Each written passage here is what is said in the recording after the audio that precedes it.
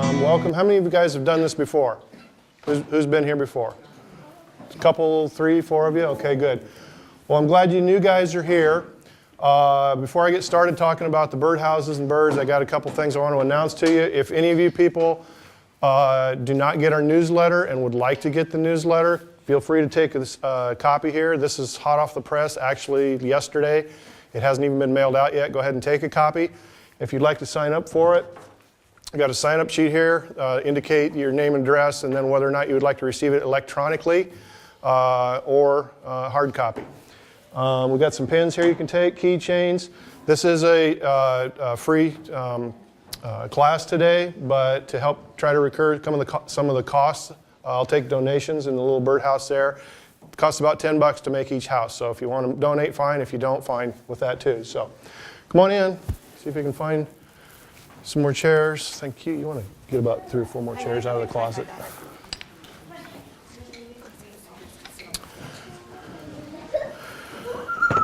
Okay, so we're going to make some birdhouses today. Why are we making birdhouses? Why are we making birdhouses? Some of you guys have been here before. Tell me why. So they can live in it? So the birds can live in it. What do they do in the birdhouses? Do they live in there all the time like we do? Do we go to our houses and that's where we eat and take a bath or shower and go to bed and all that? Yeah? Except for the shower part. Except for the shower part, okay. Sometimes that's true. Like this time of year, most of the birdhouses are not being used. However, there are some that are being used. And they're used by like chickadees and maybe some bluebirds that will spend the night in there in the cold winter nights. But for the most part, give me another idea. Why are we building the birdhouses? Yep. So they can build their nests. So they can build their nests. That's where they lay their eggs. Do all birds build their nests and lay eggs in houses? No. No. Some birds will build their nests out of sticks and grass and mud, like robins or eagles and owls and blue jays and things like that do not build their nests in houses. Now there's 2 different kinds of birds that live in either houses or natural cavities, and that's what we're trying to simulate here. Before we came here, before humans started building birdhouses, where did these birds build their nests? They were in hollow logs or hollow trees like this, okay? And there's 2 kinds of birds that will build their nests in hollow trees. Primary cavity nesting birds and secondary cavity nesting birds. The primary cavity nesting birds are like woodpeckers, nuthatches, titmice, and chickadees that will make their own holes, excavate their own cavity, and that's where they'll build their nests. Secondary cavity nesting birds don't drill their own holes and make their own cavities. Those are bluebirds, wrens, tree swallows, wood ducks, things like that. So, one of the reasons we're building houses is because there's been so much habitat loss. A lot of times when people are out in the forest and they see a dead tree, well, it's no good. Cut it down, that's the end of it. No, birds will build, that's where they drill their holes and build their nests, is in dead wood. It's not in live wood. If you have a live tree with a hole in it, that branch is most likely dead, okay? So we're trying to simulate a natural cavity. And as long as we need some more chairs. Can you grab some more chairs, please, Nicholas? As long as the dimensions will satisfy a bird's needs, you're good to go. It doesn't have to be exact, okay? For example, a wren house. Wrens like little bitty holes for the most part, and what they do, and I'll talk about all the species here. We've got house wrens here. And they've got kind of some neat behavior to them. We're coming close to spring here. The snow's going to melt. Lakes are going to thaw out. Birds are going to start migrating back north. And the male wren will migrate north first. And he will find an area about the size of an acre. And he will find every hollow tree, every woodpecker hole, every nook and cranny that he can find and think would make a good nest site. And he will build a nest. Then when the females come back up north, he will take her around and show her this nest, this nest, this nest, and that nest, until she finds a place that she likes. Well, then she'll proceed to tear apart that nest and build her own. And wrens, you can identify each nest or each species by the nest they build. Wrens typically build their houses all out of the same size sticks. Bluebirds Kind of looks like a robin nest with all the grass with no mud. And then you have house sparrows like this, real common in town out in the countryside. They build their nests out of everything. It's junky. Big grass, little grass, paper, feathers, whatever. But like I said, you can identify the type of nest that you have, the species, by what it looks like. Now, as I mentioned, if it meets their dimensional requirements, they're good to go. I've had wrens fill up wood duck boxes from the bottom all the way to past the hole, so that when you go in there, they kind of go up and in back in a little cavern back here. So really ambitious little birds. About the types of birds that we're going to use, that are going to use your houses. Come on in. We've got good and bad, okay? And it may sound cruel, but the bad ones, get rid of them, however you have to. If you don't like killing them, tear apart their nests so that you can encourage the good birds. The good birds, obviously, that we're after, bluebirds, tree swallows, chickadees, wrens, great-crested flycatchers. You probably have heard these along the river, but they're very secretive. Very seldom do you see them. And we're not building wood duck houses today, but wood ducks, hooded mergansers will nest in the big houses. The bad birds that we've got are starlings and house sparrows. They're introduced species to North America. They're not native here. They weren't here. Humans brought them over accidentally on sailing ships, believe it or not. And what the problem is with them is they will kill the native species of birds. They will run them out of their holes, out of the nests. I've had starlings poke holes in wood duck eggs. They'll kill the baby bluebirds. They'll kill the adult bluebirds if they've given a chance. Same with the house sparrows. These are the only two species that are not protected by law. Everything else is protected, even the ducks. Wood ducks, the season's closed right now, so they're protected. Okay, turkey's season's not open yet. Pheasant season's closed. So all birds, except for starlings and sparrows, are protected. So if you get a chance, if you have these guys nest in your houses, identify the nest. And like I said, you can see what the house sparrow nest looks like. Tear the nest out. Harass them. Get rid of them. You can destroy their eggs. You can destroy their young, but make sure you know what you're looking for. And I encourage you to do that because we're not putting these houses up for these guys. We're putting them up for the rest of them. Okay? The style of houses, like I said, some people want to get fancy and make them out of real logs. There's different styles, shapes of houses. What we're doing today is just plain square box. You can paint them. If you do, try to make it an earth tone color, a light earth tone. Don't paint them black or dark brown because the sunlight will heat them up and potentially cook the eggs and the adults in there, or the babies. So try to paint them like an earth tone like this. You can camouflage them, make them cool however you want. When you hang them up, try to get them in a place where a cat can't get at them, because I got a real problem with cats. They're not native either. They're like the house sparrows and starlings. They're great pets. If you got them in your house, fine. But out in the countryside, they don't belong. Because number one, if you put a house up on a tree or a fence post and it doesn't have a predator guard on it, all you're doing is feeding that cat or raccoon or mink.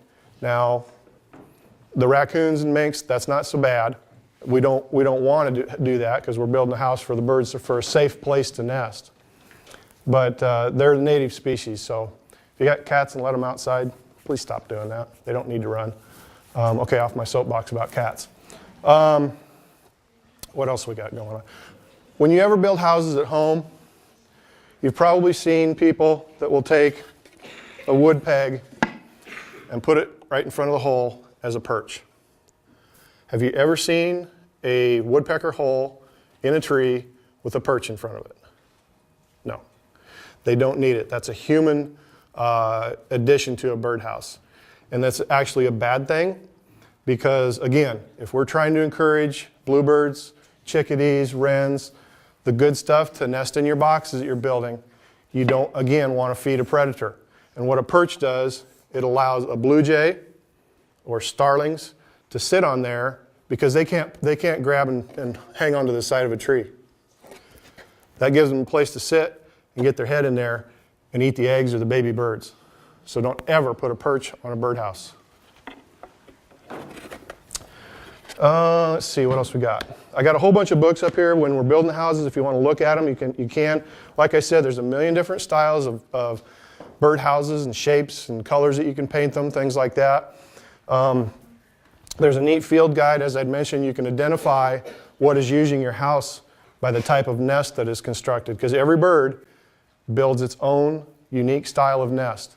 And there's a neat field guide that shows that right here. I got the 3 examples of the bluebird, wren, and sparrows here. Chickadees will build their nest. You open the box and look in there, and you see all this moss, like it was come off the side of a tree, and it's got a little cup with fur in it. That's rabbit fur, and that's what chickadees, that's what their nest looks like. And they've got little white eggs. Tree swallows, very desirable bird. They eat a lot of insects on flight. They eat the mosquitoes and other stuff we don't like bothering us. Their nest starts out looking like a bluebird nest with a cup of real fine grass, like it's taken out of your lawn. But then on top of that, they have a cup of feathers that has been molted. And what I mean by molted, all birds will shed their feathers. It's like a dog or cat shedding their fur. They'll drop their feathers every year. Not all at once, so they're not birds running around naked. But they'll lose a few feathers and then grow new ones in. And typically the tree swallows, because they're associated with water areas, marshy areas, they will almost always use molted waterfowl feathers. I've seen them use, and they're very particular about the feathers that they choose to make their little cup of their nest. I've seen them made out of all hen mallard feathers or all Canada goose feathers. The coolest nest I ever saw one time was a tree swallow nest that was made out of the little black and white striped feathers off the side of a drake wood duck here. Real beautiful nest. The birds were, again, they were real particular about what they used for their nest material. So, get into the houses now. I've got 2 different styles of houses we're going to build today. We've got the wren houses here, bluebirds over here. Like I said, when you come to pick up your kit, pick up one kit here. Some of them got tape around them, some of them don't. And grab a handful of nails. Oops, right here. Grab a handful of nails. I got more than enough nails in that box. Like I said, what we're going to be doing today is making a basic, just a simple square box. Okay, and that's going to meet the requirements of your birds.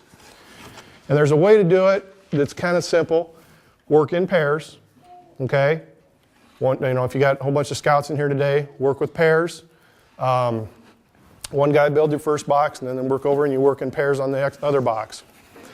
I've got some samples here that shows you it's kind of a sequence. I think I've got three boxes that have numbers on them. And that'll help you guide you to show you which nails to drive first. Okay.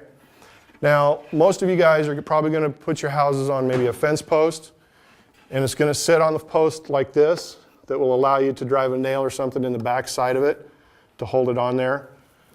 The 2 examples I've got here are just so that they sit on the table flat. You don't want to have the back of your box up like this.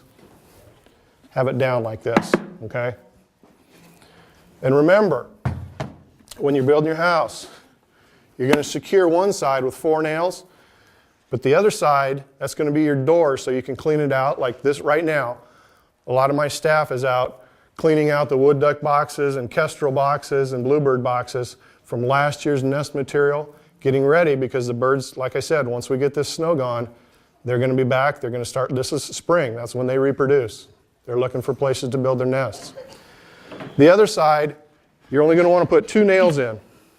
On the top here, on the front and back, and make sure you don't nail the top down into this side because that's going to be your door. So you're going to open up.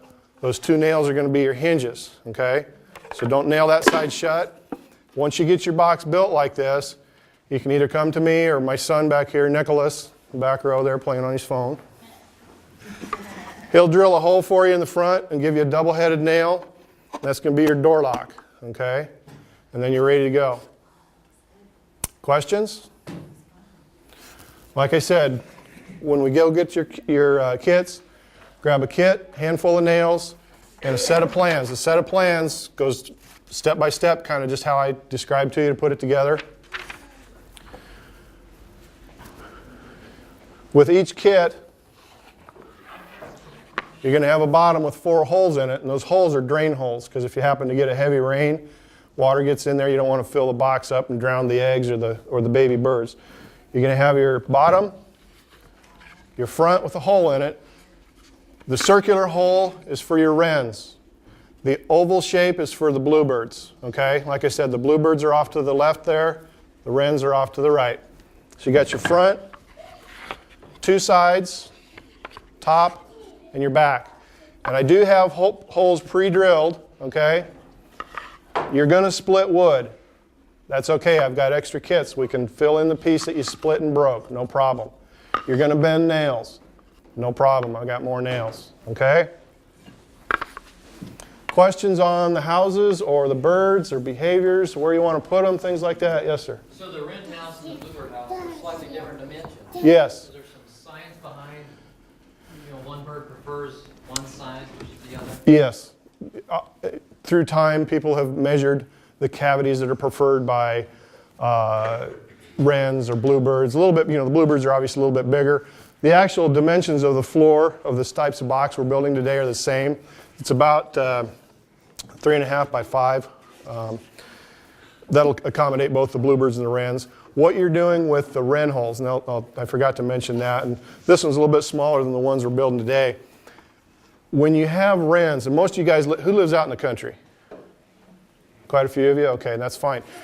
You can build your bluebird houses, put them up in town. Typically, you're not going to have bluebirds. Okay, they're an edge species or an open area, kind of a prairie, or where the prairies transition into forest, where you're going to have those dead trees. In town, you're not going to have bluebirds, but you'll have wrens. Okay, the wrens they'll nest in town, out in the country, doesn't matter. But what we're trying to exclude with the smaller holes, you'll let your wrens in, you'll let your chickadees in, but you're keeping out your sparrows and starlings. Okay. Now with the larger holes for the bluebird boxes, you're going to let sparrows in. That's where I said you got to keep an eye on them, clean them out, things like that. You even get bigger holes, it's going to let starlings in. Like I said, I've had countless wood duck boxes with, and the nest competition is fierce. Nest site competition is fierce. I've had wood duck boxes with a wood duck nest, starling nest, wood duck nest, starling nest, and nobody ends up hatching anything. So, other questions? Yes? Does the Europe starling look exactly the same thing as the house sparrow? No, starlings are a little bit bigger. In the breeding time of the year, they're going to look wet and greasy. They look like black. They're actually, up close, they're really beautiful birds. They've got iridescent colors in them, and they're going to have a yellow beak, and they're a little bit bigger, okay? Now, there are close cousins to the starlings. You've got red-winged blackbirds, grackles, cowbirds, brown-headed cowbirds. They're all black birds, but they're all different species. So that's where it's helpful to have, if you want to get more into birding than just building a birdhouse and putting them up and watching your birds, get a good field guide and learn to identify your birds. That's a real key. Other questions before we get started? We're going to make a lot of noise. Like I said, some of you work on the floor. It's probably best to do that. Some of you can work on the table, spread out a little bit. If you need to go out in the other room here, that's fine. This is a big group today, and I'm glad you all came. What else am I forgetting? Those of you guys who have been here before, what am I forgetting? Don't mash any fingers. Okay, I think just start a line and go through and get whatever you got. I don't have a checklist as to what you guys signed up for. So if you remember if you signed up for bluebirds or wrens, go ahead and grab them. A handful of nails, start pounding and making noise. If you want to, come up and grab one of these examples with the numbers on the holes for the nails. Right back. Yep.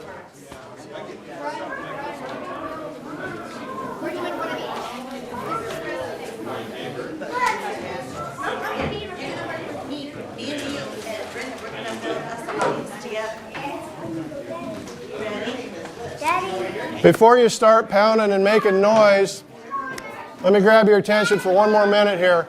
Yeah, see that. Before you start making noise, I forgot to mention we're working on a new project out here at the Grimes Farm. It's a natural playscape that we're starting fundraising for. So if you want to pick up one of these brochures and see what the playscape is, grab one of these because it's kind of a neat project we're working on. It's going to be right over here by the shelter house.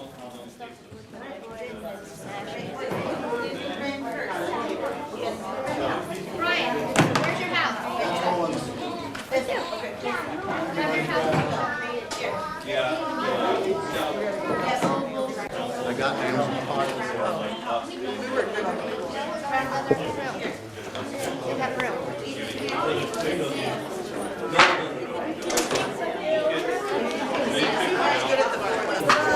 the drain holes. Remember, the water's gonna go down and come out so the birds don't. Yeah, let's do this. Here we go. All right. Go, go, go.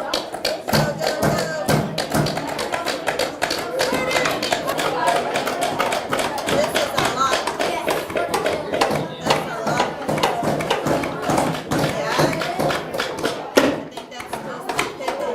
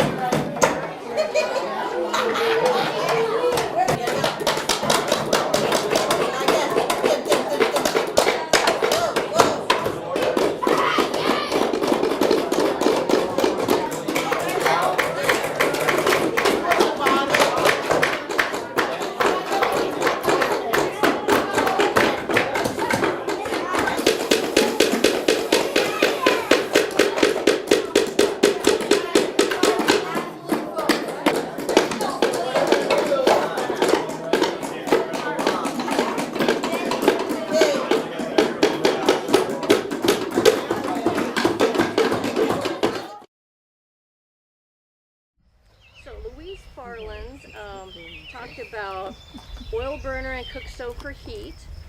They left the door open. Remember I said there was 2 rooms upstairs with a doorway. They left the doorway open in between so the rooms could share heat.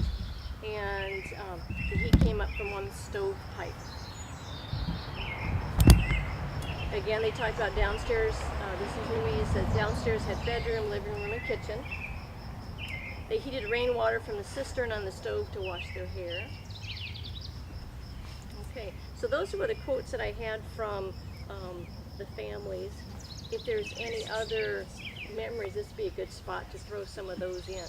Yes. Explain to these folks what a cistern was. What is a cistern? Okay, from my knowledge, it's basically a underground storage unit where you're collecting rainwater. So you know, you've got rain barrels today. You've heard of those? Okay, so this would be a big underground, and I don't, size-wise, I don't know what this one was, but big underground storage container for rainwater. So then you could just pump that up and have it available. Could you hear her? Okay, so you had a cistern at your house, and it was like 6 feet. The unit was 6 feet in the ground, a couple feet above. You had a pump inside. It took a long time to get the water to pump up and available. 6 foot from the cistern to the pump. It was? It wasn't 6 foot from the cistern to the pump. Okay, so the pump was right by It the was just cistern. in the wall, and Yeah. it's like a sink. The bad thing was we didn't have a drain. We had a 5-gallon bucket, and we had to empty that. Okay, so there was no drain. You had to haul the water back outside again. Yeah. And we had a cistern when I was growing up. And Can you hear him? Okay, talk louder. I said we had a cistern when I was growing up, and the pump in the kitchen where you pump water. And I believe my mother and I know other people used that water. It was soft water, of course, because it was rainwater, to wash dishes in. After, of course, boy, and even as a small child, I wondered about the sanitation of that running off the roof. But we lived. They boiled the water. That's what I said. You know. Yes, Diane. Well, I grew up in Iowa City, and I was born late in life for my family, for my parents. And I remember we had a cistern that was it was covered, and it was behind the glider after they enclosed a porchway because they didn't want to use all the water that we could pump from the well. I thought when you started out, I thought you were going on to say it was your mother's fear that when the children would fall into the cistern, and that did happen. There were people, kids drowned. Because that one outside was not covered. Yeah, and even with a large cover, sometimes ours had about 2 or 3 inch cement cover with a steel band around it, but there were cases where children did fall in and Yeah, die. because we could just crawl up the fence because it was right against it. Look in. Yeah. Okay, what other memories of life up here on the ridge? You guys grew up down here. Right by Bangor Church we grew up. Okay. Yeah. Any, We never got up this way. no. We were talking about the old sawmill here. There was an old sawmill. We were trying to think about some older gentleman lived next door to the sawmill. Back, we were trying to think about what his name was, and we couldn't remember that this morning. Well, Jimmy Bartlett Oh, had okay, this that's it, sawmill. Bartlett, His father that's had it it. before him, so I imagine you're either talking about Jimmy or his Yeah, father. we were, yeah. Right. Yeah. So a sawmill owned by the Bartlett, run by the Bartlett family is what Is they it were down mentioning. this way, isn't it? Pardon? Isn't it down? I don't know, that's why I'm, Where was she's it? saying, is it down that way? Well, it's I over just here on talked to Dick Varen the other night. We got together, and he lives south of here. If you take this road, and there's a T, I have to do it again. And then you go take a right-hand turn, and you come back. And evidently, the sawmill is down No. this So way. there's probably more than one. Yeah. Was There there may more be than another one? one, but that's Oh, not- okay, then I It's don't right know across about from that the one. Farland house. Oh, okay. Yeah, that's where I live. Oh, is that where you live? The old sawmill? There's Yeah, there's room up here. If you want to sit up on the table, there's room up How here on old the is bench. he still on the- I just live Bangor was quite a town in my day, that's been over 80 years ago, but Bangor was quite a town in her day. if, I don't know if any of you knew, they had a factory that ran over 24 hours round the clock. Oh, a factory that ran over for 24 hours around the Was that clock. Carol Walton that made the hog feeders? I was gonna say, what did they make? Hog feeders? Hog feeders. And they really Wouldn't, sold probably well, would. and so I they didn't had, know they did it 24 hours. yes, they did. Huh. That was our uncle. Oh, is that right? Yeah, Carol Walton. Yeah, he's our mom's brother. Uh-huh. Yeah. Well, the kind of the big social event, now maybe you don't consider this Mormon Ridge, but was the horse show at Royal Ranch every fall in September. And there was a trail ride you could go on. And I did this when I was in junior high with my dad and my brother. And we went around over here on the ridge and saw Mormon Lake and things like that. And then they had a horse show in the afternoon with classic people competed and so forth. Oh, cool. I think that was into the 60s, probably. I bet it was. I remember it. Yeah. Well, no, I mean it lasted. I think it yeah, quit that could- about yeah. early 60s. Because my two brothers, we didn't have riding horses, we had work horses. They rode the two work horses. Dr. French took a picture of them and he had it hanging in his office there in the Masonic Temple when he was in there. Well, there was a white wooden fence around the oval white On wooden fence. On Royal's property? Right, that was the grounds where the horses competed, and then there was a little grandstand and bleachers. It was quite a deal.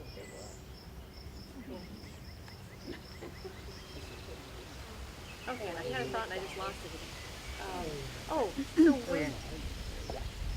So where was Mormon Lake? Well, I don't remember. It's off in there In the woods somewhere, and the Bangor youth groups used to have, after my time, had picnics and cookouts, and wiener roasts and stuff. It's off, kind of off that, I don't know, Marilyn, do you know where it is? I have no idea. I remember it being So it I think just, it's just a like when it pond. flooded. Does it still exist? Or is it? Yeah, this whole area is a pond. So does Mormon Lake still exist? That's a royal. Well, if it floods, it does. Oh yeah, if it floods it does. That's a good point. Floods it does. That's what, A couple weeks ago, Was there a couple weeks ago? Uh-huh. Which is flood couldn't proof. get back into the river. And so then they just called it. Okay. So originally what she was saying, it was flood water. They couldn't get back to the river. So, yeah, a little oxbow lake kind of area. So that's They were. So it's probably an intermittent type of lake there, pond. Okay.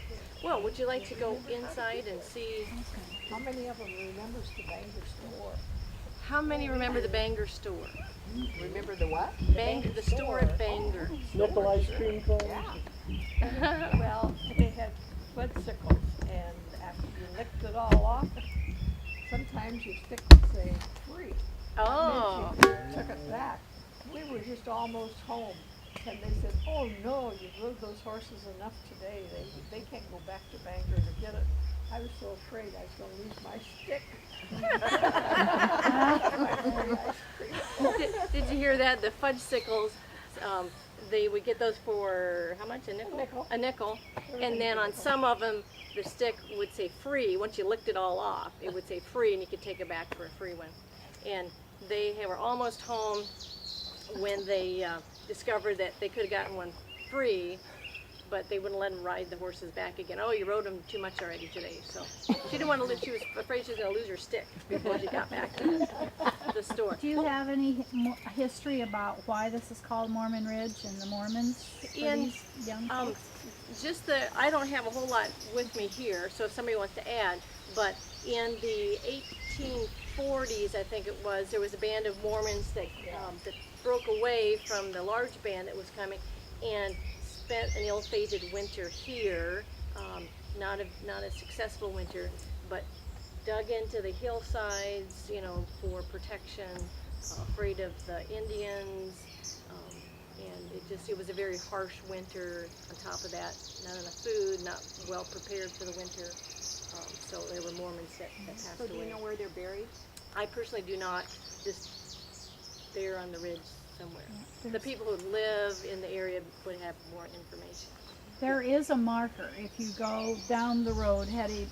Let's see, this is. Yeah, they put a marker down on There is a marker about down halfway there. down what we call Willard's Hill. Yeah. So, And as I understand, when I was doing some research, that there was a cavalry that came from Iowa City and came up and rescued the Mormons that were left. And then they evidently went down toward the Iowa City area. Now there are Mormons that are buried up by the Girl Scout camp in the Corville area. And I have a relative that hid one of the Mormon girls in the granary that they ran because she didn't want to further the trip because of the harshness of it. And they left two, as the story goes, and this isn't documented, but it's just hearsay, that they left several young fellows behind to look for her, and they never found her. So I don't know if she worked then for our relatives or what. Does anybody know how many died during that winter? I don't know I do that. not know. And maybe there's more information at Marshall County Historical there Museum, might be. the staff there. Mike Martin has done a whole bunch of research on Mormons. Okay, Mike Martin has done a bunch of research on the Mormons, and where would they get that information? I'm not familiar with his name. He lives in Marshalltown. Okay, lives in Marshalltown, okay.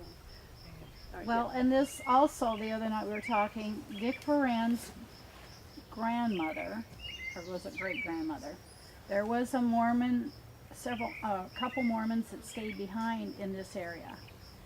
And his grandmother and this Mormon girl would meet, they'd go through the timber, and they meet on their birthdays and have bread and whatever, coffee or something.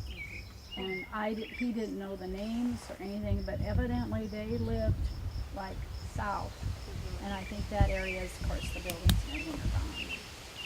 But I wish he would have come because, yeah, he had some folklore, some interesting tales. Because he lived and went to school up around here. He rode the school bus. Yeah. Cool. Any other thoughts to share before we go inside and look around? All right, well, let's go inside. And then I do have the brochures here that you can help yourself to. And there's still water, for those that came in later, there's still some watermelon and cloth napkins and salt right there. A walnut tree, let's see. There's a walnut tree right here. Yeah, she would be. I know you do.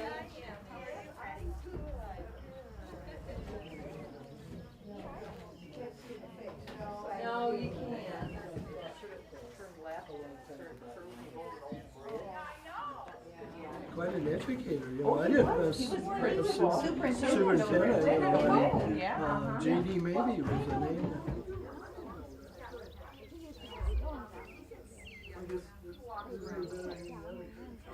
I guess I'm. Trees over here. And that breeze kind of dropped off. No, we had the fire.